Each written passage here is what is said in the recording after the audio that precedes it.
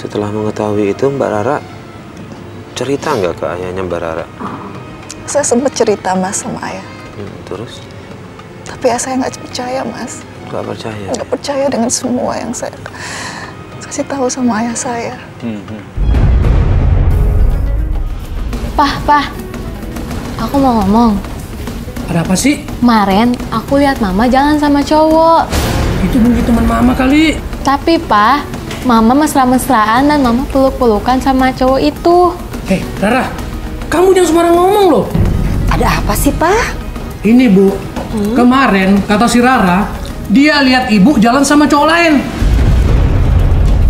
Apa benar itu? Ya ampun, Pak. Mana mungkin aku seperti itu, Pak.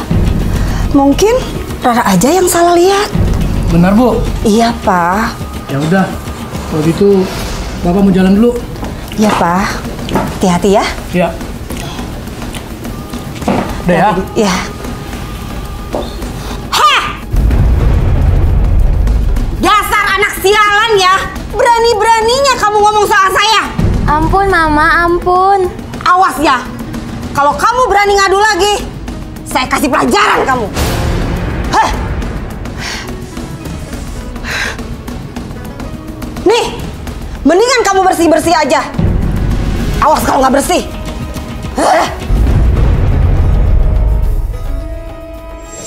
Jadi setelah memutuskan untuk pergi dari rumah itu dan kemudian memutuskan nikah muda karena ingin pergi dari rumah itu, itu yang membuat Mbak Rara merasa semua kejadian yang menimpa dari Mbak Rara adalah karena mengambil keputusan itu, gitu, menyesalinya itu, gitu.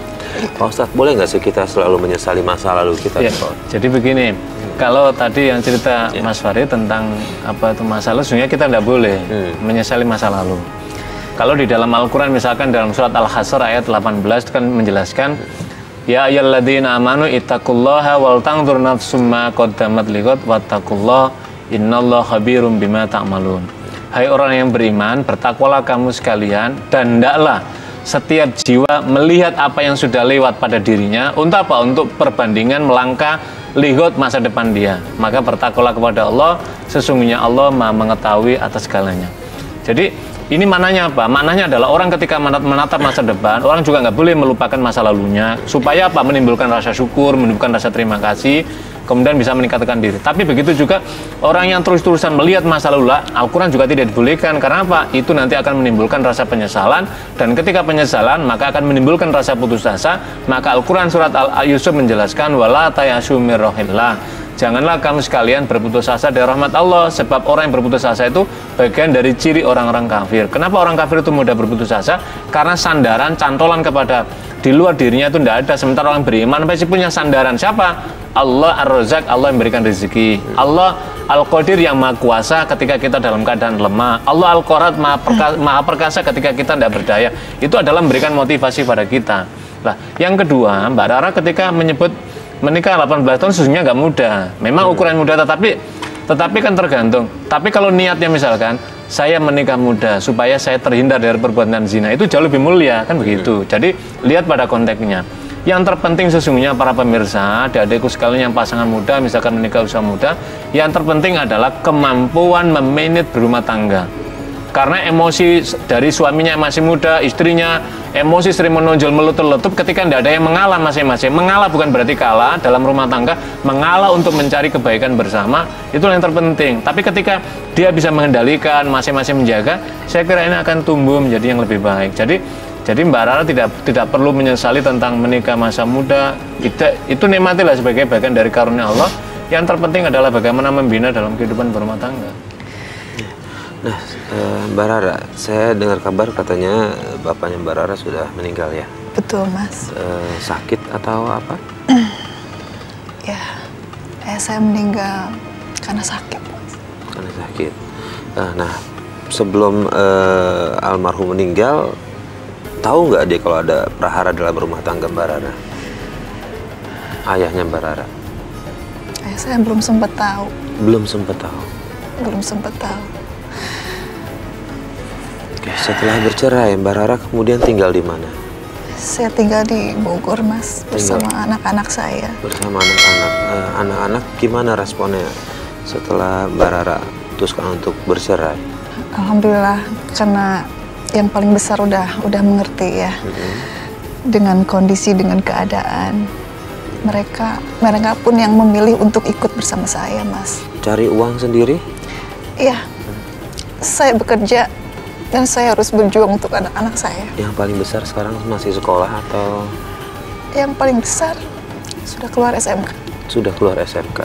Yang paling kecil masih? Yang paling kecil masih SD kelas 1. Artinya Mbak Rara masih harus menghidupi dua anak ini ya? Masih ada kontak-kontakan dengan mantan suami nggak? Kalau saya pribadi sudah tidak ada ya, Mas.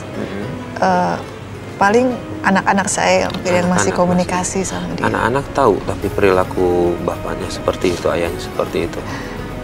Ya nggak bisa dipungkiri ya, Mas, karena memang dia sendiri yang berbuat, jadi ya otomatis mereka tahu, Mas. Dengan jarang pulang ke rumah, dengan pertengkaran yang sering terjadi. Pak Ustadz, ya, kasus sama nih Mbak Rara ini benang merah yang bisa kita tarik nih seperti apa nih Pak Ustadz? Pertama, benang merah yang kita bisa tarik adalah bahwa pasangan suami istri harus masing-masing menyadari betul bahwa berumah tangga itu beribadah. Dan ketika beribadah itu ada konsekuensi. Konsekuensinya apa? Konsekuensinya harus mengikuti ketentuan aturan yang Allah pandu dalam Al-Quran dan hadisnya. Kalau diikuti itu, maka insya Allah cita-cita sakinah mawaddah rahmah itu bisa dicapai. Yang kedua, ketika terjadi, mohon maaf Mbak Rara, ketika terjadi konflik seperti kasus tadi, yang pertama harus diingat antara ayah, antara suami dan harus istri adalah bahwa ada kepentingan yang lebih besar yang harus diselamatkan, yaitu anaknya masing-masing. Jangan sampai ketegangan emosi dari seorang suami kepada istrinya atau sebaliknya, maka kemudian anaknya akhirnya ikut kurban menjadi huru-hara. Itu apa yang terjadi? Maka pada saat itu sesungguhnya kita telah kehabisan investasi dari anak kita, karena masa depan anak kita berarti terancam. Yang ketiga, ketika sudah terjadi perceraian, harus diingat bahwa yang bercerai itu bapak sama suami sama istrinya.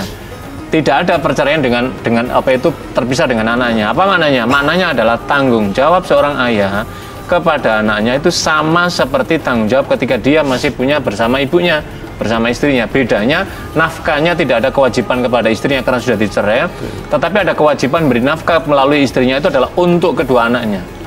Yang keempat adalah pendidikan, perhatian itu tetap menjadi tanggung jawab orang tua, terutama dalam hal ini karena seorang laki-laki itu adalah tanggung jawab pada keluarganya, maka berarti keluarga kepada anak-anaknya tadi itu. Yang kelima, para pemirsa yang dihormati Allah, ketika terjadi konflik semacam ini, mohon maaf, ini pasti biasanya akan menyisakan luka dan duka, dan apalagi kemudian ada embel-embel perlakuan-perlakuan buruk yang pernah dilakukan dalam kasus ini, misalkan pada seorang suami, maka seorang mantan istrinya jangan sampai menceritakan kasus ini kepada anaknya. Begitu juga jangan sampai suaminya juga mengumbar apa itu perbuatannya di depan anak-anaknya. Yakinlah bahwa kalau terus-terusan seperti itu, anaknya akan berimitasi dalam istilah psikologi, kemudian akan mengikuti, dan pada saat itulah sesungguhnya kita tidak ada harapan. Tapi untuk Mbak Rara, yang keenam untuk Mbak Rara, jangan berputus asa dari rahmat Allah. Ketika dizolimi oleh suami tadi, yakinlah, mintalah mengadukan yang pemilik suami Anda, yaitu Allah Subhanahu Wa Taala dengan ngawalam, dan jangan pernah kemudian menghakimi diri. Pokoknya laki-laki udah nggak ada lagi, bukalah hati, siapa tahu Allah masih mempertemukan orang baik, tentu dengan kehati-hatian. Yang terakhir, banyak bermunajat dan berdoa kepada Allah Subhanahu Wa Taala. Mbak Rara masih ada keinginan untuk membuka hati dengan lain-lain, dengan laki-laki lain gitu? Untuk saat ini saya belum mau, Mas. Belum mau karena ada trauma di balik itu. Betul semua sekali. Ya. Pak Ustadz, ya. Ini doa apa yang harus dipanjatkan Mbak Rara nih, harus dimohonkan biar trauma itu bisa hilang, biar bisa menjalani kehidupan lagi ke depannya untuk lebih yakin lagi nih Pak Ustadz. Ya, yang pertama memang kan kita ini kan bagian dari sesungguhnya orang setiap kehidupan kan pasti pernah melakukan kezaliman apapun, makanya ada beberapa doa, misalkan Rabbana dzalamna anfusana wa illam taghfir lana wa tarhamna lanakunanna minal khasirin. Yang kedua misalkan doa kasus Nabi Yunus, la ilaha illa anta subhana inni kuntu minadz dzalimin. Untuk membuka rasa duka yang luar biasa, baca surat Al-Insyiraq, alam nasyallaka sadrak diulang-ulang, maka ketika inna mal usri yusran fa inna mal usri yusra, maka akan menghujam dalam diri kita. Yang berikutnya adalah surat terakhir pamungkas dari Al-Qur'an, Al-Ikhlas, Al-Falaq, An-Nas diulang-ulang.